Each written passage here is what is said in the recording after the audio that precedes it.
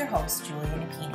I am a clinical and forensic social worker who owns a counseling practice and a consulting business. In this show, we discuss the challenges of being successful in business while maintaining your integrity and staying true to yourself.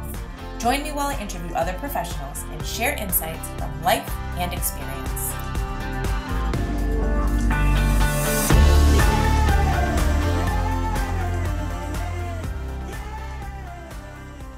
Hello and welcome to another episode of the Compassionate Climb podcast. We are here today for another consulting episode, and we are going to be talking about adding groups to your practice. I'm really excited about this. So we have Faith Norton with us here today. Welcome to the show. Hello. Thank you for having me. Absolutely. I am really excited to talk about this today and to share more of your story with the audience. So give us some background. Tell us more about you and where you're at in your practice journey. Yeah, I'd love to. So I am a licensed independent clinical social worker. I practice in Rhode Island and Massachusetts. I have a virtual practice called Full Circle Counseling. And I opened my virtual doors, in February of 2022. So it's been about a year and a half now that I've actually been working with and seeing clients. It is only part-time right now. And like you mentioned, I'm looking into expanding into adding some groups into my practice because right now it's it's only individual counseling. But I'd love to hear more about groups and your recommendations on marketing for groups and how that can help expand my practice. Oh, okay. Well, I am looking forward to this. So let's start off with you. Well, first of all, congratulations on your practice. Obviously, it's going well. And the fact that you are considering adding this additional component, it is so needed and really makes me happy to hear that this is a consideration for you. I always hear there are not enough groups out there. And I know that when I've had clients that were struggling and I felt like a group would be beneficial, it was always challenging to find one. So yeah, I'm excited about that. So tell us about your previous experience with groups and what is leading you to consider adding that to your practice. So I particularly enjoyed all those assignments that you may remember from grad school, where we had to run a group in front of the class, and we had to participate as a member in someone else's group, and we were told to be distracting and to challenge our classmate who was role playing the clinician. So I loved being in that position of being the clinician. And then after I graduated and started running groups in my first clinical role as a residential clinician, I found that to be a lot of fun, managing the different personalities within the group and helping to navigate social interactions in the moment. Especially right now, a lot of my clients have social anxiety and they struggle with confidence and finding their voice in social situations.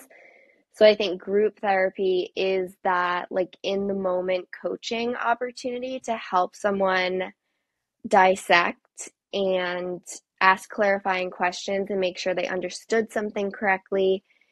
And just the fact that it's in a therapeutic environment with a clinician who can support you through that. I just think groups are perfect. It's the perfect opportunity. So in addition to school and my first role in a residential setting, I work full-time as a school counselor. So I work in an elementary and middle school, and groups are part of my practice in that role. And it's just with kids, it's a whole nother experience. But again, there's a lot of humor, and it's that in the moment, social coaching that a lot of us don't realize we could benefit from. I really appreciate you going through that because I feel like just like couples counseling, for example, where it's this specialty, I feel like groups are very similar, where it's either your thing or it's not your thing. And we learn very quickly whether it is or it isn't. And we need more group facilitators. And you spoke beautifully to the benefit of being in a supportive group of people that you can practice the skills in real time. So when we're in an individual session, unless we are including a family member or a partner because the client is requesting that, we're working with that person in isolation. And we are obviously strategizing with them and offering suggestions and maybe doing a role play and preparing them for an encounter. But to actually have that opportunity among people that you are developing that level of comfort and feeling safe, and then having the facilitator as a guide, it can really transcend therapy and help people progress so much faster. Have you seen that? Definitely, because it's that, like, there's no I forgot excuse, or or I didn't have the opportunity, like it didn't come up again, Mhm. reasoning for why a client wasn't able to practice something outside of session that you worked with them independently on. It's like they're sitting right across from you. We're going to Mhm. practice this right now. And there's no getting out of it. So I like that accountability. Yes, that is a big component for sure. So you are coming into this endeavor with a lot of experience and in a couple of different settings. And so you also seem to have a really clear-cut idea of where you might start because you are seeing what the majority of your current caseload are struggling with. It seems like this social anxiety piece. So is that what your starting point would be, a group to address that? I think social anxiety would be the primary target, Mm-hmm. but on like the level that my clients or someone who's not as involved in the mental health field as we are would describe it, it would sound like low self-esteem, Sure. some isolation from their friends, Mm-hmm. not feeling like they fit in, or turning down invitations to go out because they don't feel like part of the group, Mm-hmm. um, excusing themselves and going into the bathroom like more frequently than their friends because they just feel out of place, or they feel like they don't belong, or leaving an event altogether because they're not feeling confident and comfortable. So this is where like the marketing piece comes in. Yeah. It's like yeah, so that it is social anxiety and that low self-esteem, and feeling like you just don't fit in. Well, it sounds like you're already alluding to one of the key marketing strategies, which is obviously identifying your key audience, but then also what is their pain point and how are you Mm, going to describe that and speak to it in a way that somebody who comes across your flyer or the group page on your website is feeling like this person sees me. They get it. I see benefit in committing to this because it sounds like there are going to be results that are going to make my life better. And so I really like how there's a term that we're all familiar with, right? Social anxiety. And you had kind of referenced it as that in the beginning. But then when you really break it down, it's going to show up and look different for different people. And yeah. so it sounds like you'll be using a lot of those key words in your marketing efforts to try to speak more to those individuals who maybe don't have that diagnosis or it's not that extreme for them, but they can relate Mm, to some of those descriptions that you were providing. So you're yeah. already headed in the right direction for sure. So you were alluding before that your main question has to do with marketing. So tell me more about how I can be helpful in that area. Yeah. So, uh, putting myself out there is probably a struggle that a lot of clinicians can relate to. There is a really high standard for therapists with when it comes to marketing practices, and there's a lot of information out there Hmm. to be consumed. and a lot of products that are being sold to us and marketed towards us that, will help us with our own marketing. And it's hard not to fall victim to like that overindulgence in information, and get distracted from the actual doing part of it. Like I know that I'm never going to feel ready. Like I'm never going to feel so confident and sure that whatever I have is ready to go out there. So that's not, I don't think, my barrier. Mm-hmm. I just don't want to waste my time and energy in the wrong direction. Mm-hmm. Like, is Instagram as valuable as it is first? Like, would it be as valuable to me as it is for other people? It's Mm-hmm. undeniably valuable and effective for some people, but is it my thing? Yeah. Are Facebook ads my thing?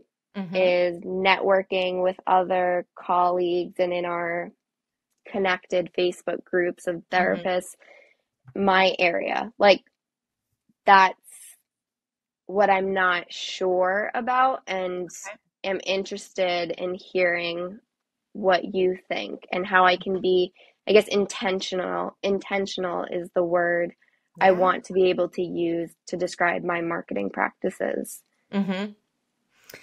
So I appreciate that you are speaking to what it can be like for us therapists who obviously want to do good work. We want our efforts to be successful, and that there are a lot of opportunities out there for us to get some help in areas that maybe are not within our wheelhouse necessarily. So I've never taken a marketing course.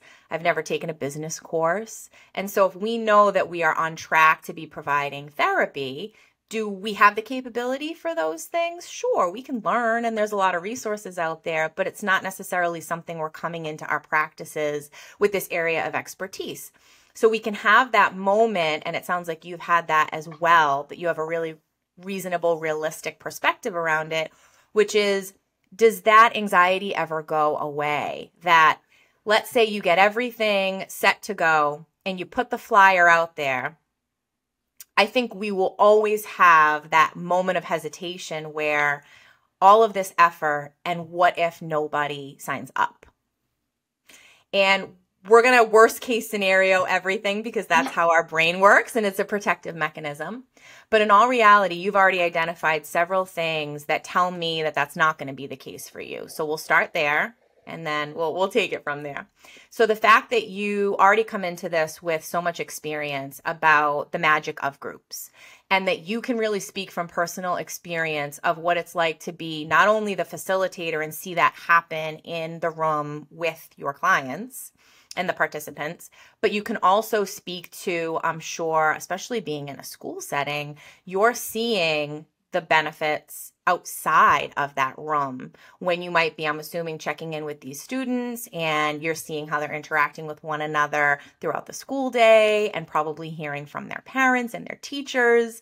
And so those are all things that you can use to your advantage in your marketing strategy, and we'll figure out what makes the most sense for you to put energy into next. But I think that's one key piece that you can use to your advantage. The second piece is you are already considering a group that would benefit your current clients. And to me, that is a no-brainer. If you're already having conversations with the current clients and speaking to that pain point and starting to have the discussion, and I'm planning to run this group and I think that it would be great for you, and getting feedback live from individuals that you are hoping are going to participate and benefit, there's so much more of an investment because they've almost bought into it. So an example that I can give is surveying my team, right? So having a group counseling practice, if I'm considering something new and I reach out to the team and I say, here's my idea and this is what I'm thinking about, but I'd love your feedback. And do you have any ideas or suggestions? There's so much more of a likelihood that they're going to not only provide suggestions, but then whatever the end result is, they're going to be involved, they're going to be more invested. So you have that working for you as well. So will the groups be virtual? I know you had mentioned your practice is virtual. The groups will be Yeah. strictly virtual as well? Yes. Yep. Okay. And so I can share from my own experience in our practice. So you and I had talked a little bit about this before we started recording, but groups for us as a practice came out of the pandemic. We had an extensive waiting list and our providers only had so many appointment slots available. And it never felt good to have anybody sitting on a waiting list for an extended period of time, especially minors. Mm. And we really came together and decided that offering groups was a great way to get people seen, supported, and starting them on their therapeutic journey sooner than we would have been able to otherwise. And we saw the benefits, and then we just kept the momentum going. And so those groups really came out of the presenting problems that clients were putting on their referral form or parents were putting on the referral form. And so we started off with coping skills groups and a girls empowerment group. And then from there, kind of polling the clinicians as far as what are you seeing on your caseload? What are the biggest struggles? And a lot of our groups, fortunately, were filled by current clients. But then Mm. from there, the word gets spread. And so that's a piece that I would definitely say is such a worthwhile investment of your time. The connecting to other practitioners in your area. You had said you're in Mass, you're in Rhode Island. It sounds like I know that you're on the Facebook groups because that's how we connected. So asking group practice owners or even those in solo practice in the area that might potentially be serving the population that would benefit from your group to grab coffee or get on a Zoom call or get on the phone, and you're kind of getting that buy-in from them. So I'm thinking about this group. It's going to be virtual, and these are my ideas. Do you have clients on your caseload that you think would benefit? And are there certain days or times that might make sense? Or, are there suggestions that you have for the best way to encourage them to come? Because I will say that even though we've offered groups in person and virtual, multiple different times, early in the day, after school, weekends, getting people to commit to groups is harder than you would anticipate. And I haven't really Mm. tapped into exactly why that is, and I'd love to hear if you have any thoughts on this. But so far, what I've determined is it can be intimidating enough for somebody to come in for an individual therapy session with someone they've never met before. But if they're coming into a group setting, I think some of the social anxiety we were just talking about might kick in, where it's so much easier the day of to say, I'm going to pass, because there's that unknown. How's it going to go? I don't know what to expect. Is this really going to help? Do I really need to do this? And so what we've tried to do to combat some of that is we've had the group facilitators record videos that we've made into reels to really share. This is why I'm starting this group.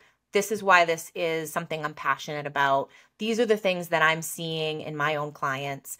And this is what you can expect. These are going to be the takeaways. These are going to be the topics that we're going to discuss. And then a little bit more obviously about the details and how frequently they meet and how long it's going to run for, etc. We've also done videos of our space. So obviously it'll be a little bit different in your case, but having people actually see what the space looks like and the structure of it and more information about where we're located to try to eliminate some of that anxiety. And then I also feel that in your case, almost consultation call with someone, especially in the beginning, to alleviate some of that concern, share a little bit more, answer their specific questions, letting people know that if they have questions, they can reach out, can be super helpful. I'm just thinking how our administrative assistant has gotten so good at sending a confirmation email that contains everything. It's like, here's where Mm. we're located. We're on the second floor. The door is across from the elevator. But then it's, here's the direct line to reach out to me if you're running late or you're having trouble logging in. And then, here's my direct email, because as we know, people obviously prefer to communicate in different ways. And then once you get them in the door or logged into the session or the meeting, I feel like the experience really speaks for itself, and then the word spreads from there. So not to say Right. that it's totally smooth sailing, but if you run one group successfully and you can potentially get testimonials from those clients. And obviously, you're not going to share their names or any identifying information. But if they can speak to their experience, how transformative it was, the connections they made, speaking to you as the group facilitator, that is invaluable. A lot of it is just getting them in through the door. So any thoughts that you have? I know I kind of went off there on why it might be difficult for someone to commit to a group. Mm. Well, I have to admit that was a blind spot for me because I hadn't really given that too much thought. Mm-hmm. um, because the marketing is one piece and the development of like what each session would look like and the objectives for that Mm-hmm. specific day. But I love what you said about sending like a reel with a reminder of the individual's like personal Mm-hmm. intentions, or just like that gentle push that like you're not walking into this alone, Sure. because I'm a familiar face and as soon as you log in, you're going to see me. Um,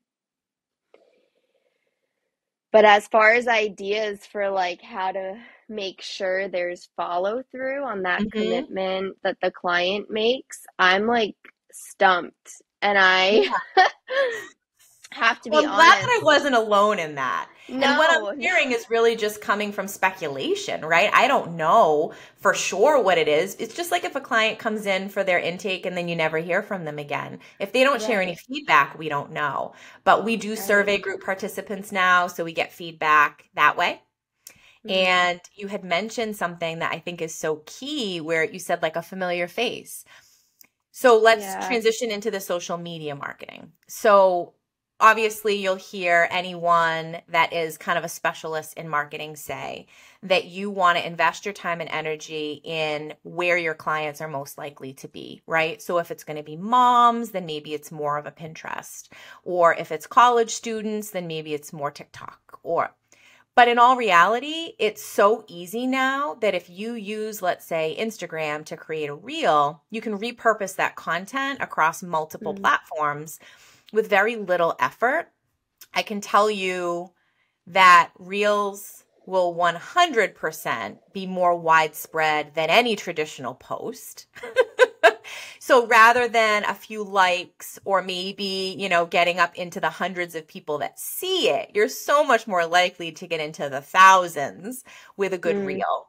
Obviously, if you're using some audio in the background that's trending, if you're using captions, if you include a link, and as I'm sure you know, that even if you're just posting it for your own network, it's going to broaden the horizons because it's going to then show up and even have a more widespread reach than you anticipate. And there's such a personal element that is so helpful with the work that we do. Yeah. Yeah, there really is. Mm-hmm. And who doesn't love pictures, images, actually Yeah. hearing someone live and music?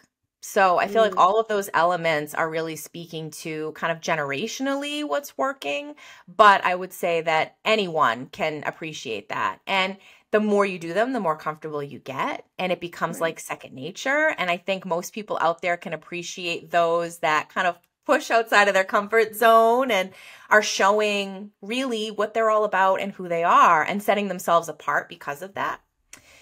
So the other piece that I would say that I think was helpful is doing some social media posts on the benefits of group work. And so leading Mm. up to us providing groups, we did some themed content around what the research shows about group therapy and how that can be such an incredible supplement to individual therapy and all the things that we've spoken to already, that you get that ability to practice in real time, that you are surrounded by a group of like-minded people that can relate and normalize your experience, that you are going to be more likely to take what you learn in that group and put it into practice because of how that information is shared and the actual dynamics within the group. Right. And I bet there are probably even statistics out there of the effectiveness of, let's say, a 6-week group versus months of Yeah. therapy. And not to say that you should do one or the other. I think it's really case specific. But there's a lot to be said about that. And I think spending some time sharing that information with your own networks can be really helpful. Yeah. I appreciate you sharing that, especially like the themed content, because that's Mm, a great way to look at like batching content is like yes. specific themes. Absolutely. And we want to work smarter, not harder. We do only have so much time in the day. So you also want to make it fun. You want to find a Yeah. way to share content that is enjoyable for you. It's not going to feel like drudgery. You're going to have some excitement around it. It's going to make you feel creative. And if that's not you, or whoever is listening, it's not you, that's okay. There are people out there that this is their zone of genius, and you give them some ideas and they take it and run with it. Maybe down the line, the marketing is something that you can outsource, but Canva has been incredible. It is worth every penny of the subscription. I would not have described myself as a creative person, but when you get on there and you've got your logo and you have your colors and you're viewing templates and you're getting creative with the fonts and all of the templates that they have available, the images that you can access. I mean, you literally just type something into the search bar and you're looking at all these prefabbed templates, and then your gears Mm, start turning and you're like, "Ooh, I could either just use this. This is exactly what I was looking for, or I make a couple of tweaks and really make it mine." And you're so proud to share it. yeah. And so I think consistency is really key. So finding something that's enjoyable for you that is going to Right. be fun in addition to beneficial. And so I guess That's a final thought as far as the connecting with people. Other practitioners in the area have been such an invaluable resource to us as a practice. And I can already get this vibe from you. I don't see other local practitioners as competition. There is such a need. There are not enough providers. We all have different specialties, different styles. The more we can do to support one another in getting clients quality services and mental health treatment, the better. And yeah. so I think using the networks that you already have to really try to ensure that the people that should have a seat in your group are aware of it. Yeah. And having people help you to do that, a newsletter can be really helpful. We had started a mailing list of all of our referral sources. So we started to track that. We use Simple Practice for our electronic health record. And so our administrative assistant is great at making sure that she's always inputting where the referral source was. And so we track all of that in a spreadsheet, and then we were able to upload that into a mailing list. And if you're having fun on Canva and you're already creating templates or flyers, you can even have a monthly newsletter and have such benefit to these are our practice updates. This is what's going on. This is what we're offering. And then you can also throw in some helpful worksheets, or you can have a certain theme or an awareness day or a mantra or a coping strategy. And so it can be beneficial on multiple fronts, not only to spread the word, but also to share some of what you're finding helpful in your own practice. So that's been helpful too. And then you already have the mailing list established when you have openings, if you ever Mm, decide to expand your practice, if maybe you decide to offer some sort of intensive or something beyond the one-on-one counseling in addition to your groups. yeah. I love that. I think it's really important to have those connections with Yeah. other clinicians. And you're right, like it is not at all competition. Mm-hmm. And when I started exploring and developing my practice, like that is something, a message that I was drawn to, and the clinicians and the podcasts and all of the information I was consuming when I heard that said that this, like, Mm. there's no shortage of clients out there, and stay away from the people who tell you there are, because there really isn't. And there's no need like to feel that way. Mm-hmm. Um,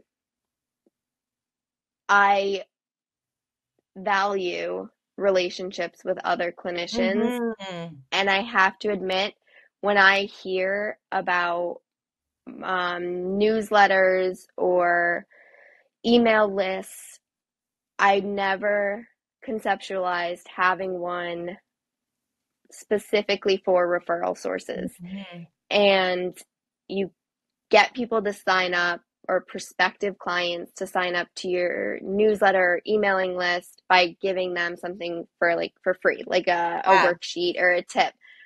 But the same goes for referral sources and absolutely. those connections with colleagues. And I'm glad you put that into my like Mhm. stratosphere now, because that is another option. Like, that is a marketing and Mhm. networking tactic, and is valuable to more than just myself, and it would help the other clinicians as Mhm. well.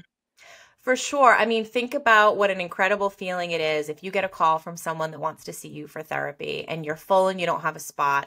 And instead of saying, I'm sorry, I'm not able to help you at this time, to be able to say, but I know the perfect person that is. And you're speaking from someone you've actually connected with, you know their style, you've met them, and you know that they have availability because you're checking in on a regular basis. And it's like this warm Right. handoff instead of this discouragement because this person has just received another letdown.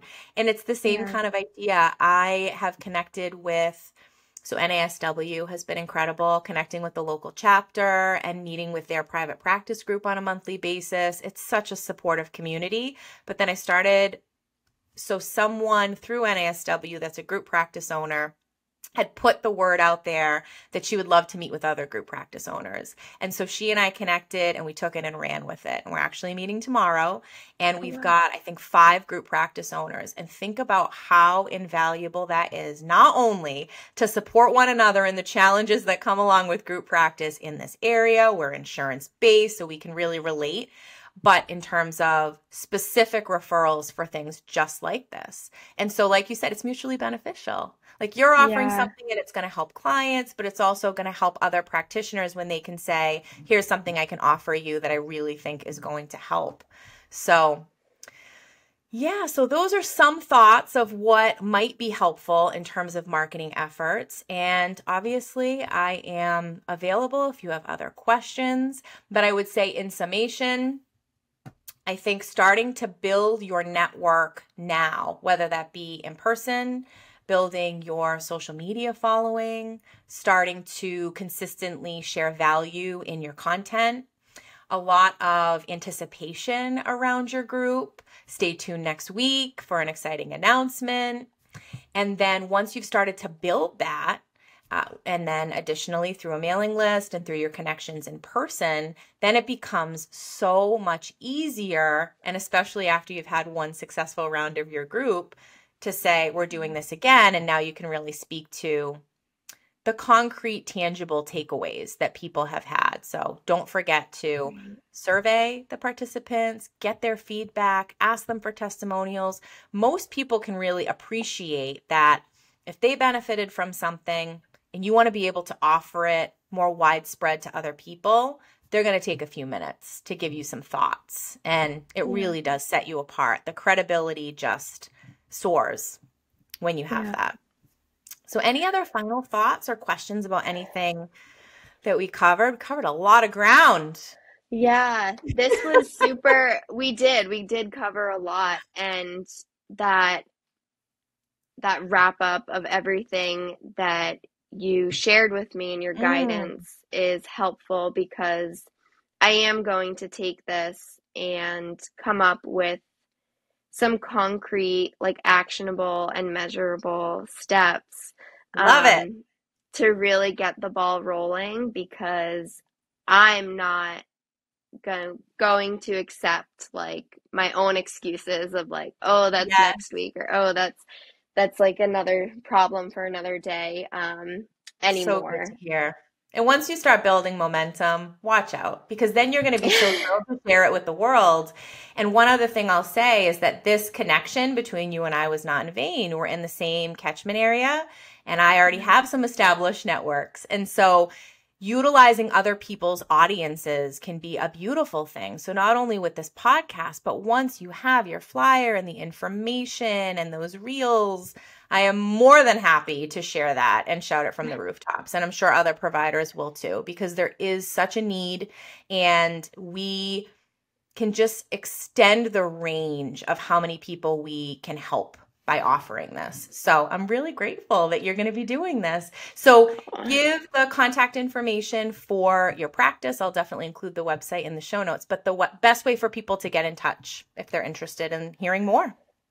So, first of all, I'm such a mush for women supporting women, and like, so thank you. Like, I can't tell you how sweet that was, for that, like, hand up. Yeah, I love that. But, my website would be a great place to start, for anyone who is interested in learning more about the population I serve, and anyone who wants to hold me accountable and see if or when, how long it takes me to update some group offerings and put that out there on my website, which is fullcirclecounselingri.com. And I do have a new or a email list that you can sign up for.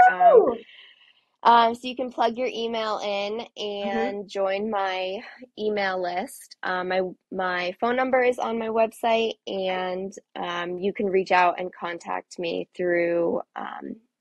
I have a contact me link, and you can set up a free 15-minute consultation with me if you're interested in working together. Okay, awesome. And what social media platforms are you on? Right now, I have a very inactive Instagram page, but that is soon to change. Oh, I'm excited. Well, I'm going to follow along and stay tuned. So I hope that the listeners do too. Thank you so much for your time today. And I am really excited to see how this takes off. Thank you. Thanks for having me. Absolutely. If you like what you're hearing, please rate and review. This will help others find us and benefit as well. The Compassionate Climb podcast represents the opinions of Julia Napini and her guests. The information provided is intended for educational purposes only and should not be taken as legal advice. If that is what you are seeking, please consult an attorney.